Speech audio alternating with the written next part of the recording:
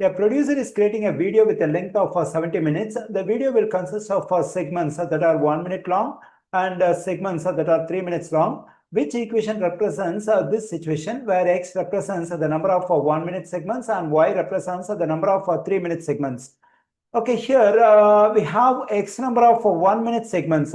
Now to find the total amount of time in this x number of 1 minute segments, we have to multiply the number of segments x and the length of each segment, that is 1 minute. X times 1 is we get x. So this x gives the total amount of time in this x number of segments in minutes.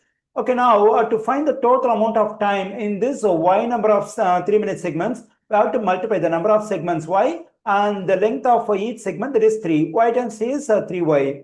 Okay, here we can add the amount of time we have in x number of 1 minute segments and the amount of time we have in y number of 3 minutes segments. So that is equal to the total length of the video according to the information, that is 70.